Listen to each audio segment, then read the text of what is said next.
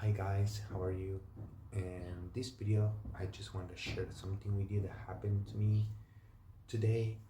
This is something that can change my entire life. I think that it's very good for people who are also taking this exam to know what to expect beyond the tips. So today I had my C1 Cambridge exam. I know many people take the IELTS exam. In my case, it was Cambridge because I didn't really know about exams and where to find. I got lazy and I found Cambridge. I'll be honest, and I took Cambridge. That's it. That's the pure truth. But despite that, I went there. I sat down. I gotta admit the first time. I mean, I've been studying the last, I don't know, maybe 30 days or maybe 40 days. I had to be at home for a lot of time, 30 days. I didn't have to go to work, and well, that's the reason why I could study, and that was beneficial. At the same time, it was frustrating because it was like, okay, I'm gonna get paid but less than usual. So it was like, well, but anyways, I was lucky that I could had surgery and take the exam at the same time. So it's like a blessing in disguise, kinda. But anyways, I went to take the exam. It was super hard. There were a lot of guys, and they were obviously, well, I wasn't expecting them to be that young, you know. They were like 16, 17, 18 maybe. I'm 25. And I think that, well, they were taking the same exam.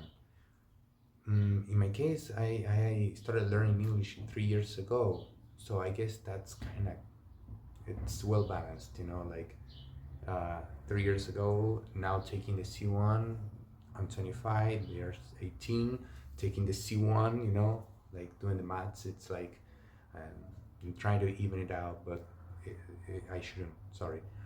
But the thing is, I went there, sat down, started to follow all the orders and instructions that the examiner was giving us. It was super hard. The first part of the exam is the reading and use of English, which I passed. I think I did a very good job in that part, mostly because I could fill all the blank spaces and I could understand from the part 5 to 8 the point, you know, and retain a lot of information while reading the text, which are super long. And well, it's very tricky. It's super tricky because the options, it's not like you're at school and the teacher says, and the, I don't know, the construction worker had a hammer, and the story says, what was the color of the hammer, you know, and the hammer was green. And it's like, you don't have that information that clear, you know. And well, for me, the same happened. It wasn't like, oh, what did the company do when they went bankrupt? First, second, third option. It wasn't clear. It was so tricky. The second part was the writing, which I had something prepared beforehand. And well, I don't know if it's cheating or not. I just prepared some way. Gracias, tía. I just prepared some like phrases beforehand to go and start writing the essay, for example. I already had a way to start the idea, a way to finish it, how to start the first and second recommendation or problem or whatever it was. The same happened with the proposal. I had already something in mind that I used. But it's not cheating because I came up with it on my own. So it's okay. Well, after that, we had the listening part. And here's what I want to stop and be honest. Because I know for a lot of people it's so easy. The listening part so easy and they just pass it, you know. It's like da, da, da. They write things down. It's like non-stop, you know. The flow, it's magic. But for me, oh my god, overwhelming is nothing compared to what I went through during that part of the exam. And so Yeah, the thing is that it was super hard, and I know that I missed like 4 5 ask questions, like I didn't answer them.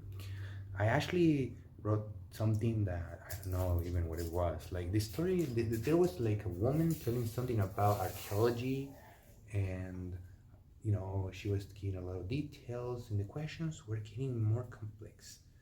And there was a point. It was on the point of, I don't know. I started struggling so much with all the questions, and well, I failed many, like five, at least five.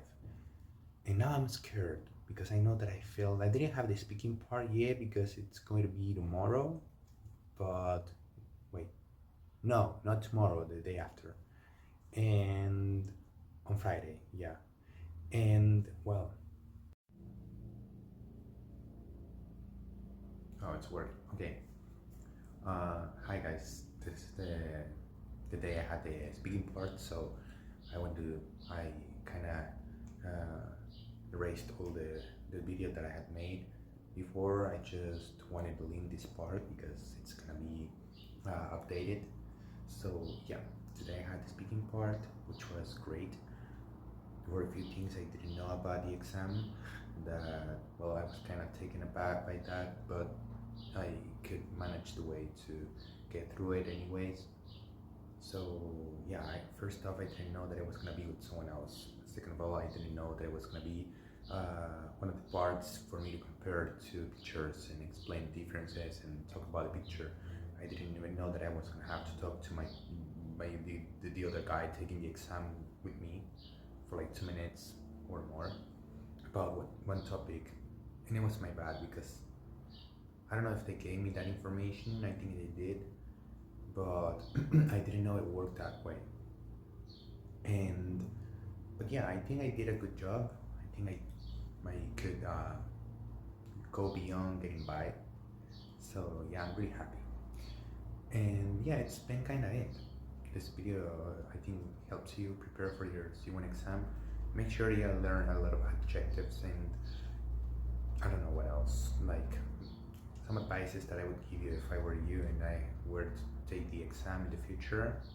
Prepare yourself. Don't be nervous. Try to get comfortable with the idea of being surrounded by a lot of people, and yeah, it's kind of it because the other parts depend 100% on you mostly. But there's something that I just wanted to clarify. If you're about to take the exam, make sure that whatever happens during the exam, get back to it because you're gonna get lost sometimes. You're gonna get lost, you're gonna feel frustrated, you're gonna feel like you're not keeping track of what's happening, mostly in the reading part or the listening. But again, be yourself, be like try to avoid being too nervous and enjoy as much as possible. That's the best advice that I can give you. I'll show you the results once I get them. I don't know if I should wait for the results to arrive or I should put the video out there and that's it. But whatever happens, I'm gonna let you know later. And so don't worry. I think it's gonna be it. And next video, I don't know, maybe I'm gonna start making videos about learning English and how to improve your English. I don't know, things like that. Since a lot of people are doing it, and I think it's a good idea. I like to help people get through these complicated exams and also learn the language, which is beautiful. And even though a lot of people say that it's not worth it learning the language because AI is gonna, you know, take over everything and stuff, I consider that it's still super important to be able to speak another language because in the future, even if you had the I don't know, the tool to translate everything just in a few seconds, wouldn't you like it to be yourself doing it instead of a machine? So yeah, keep learning. See you.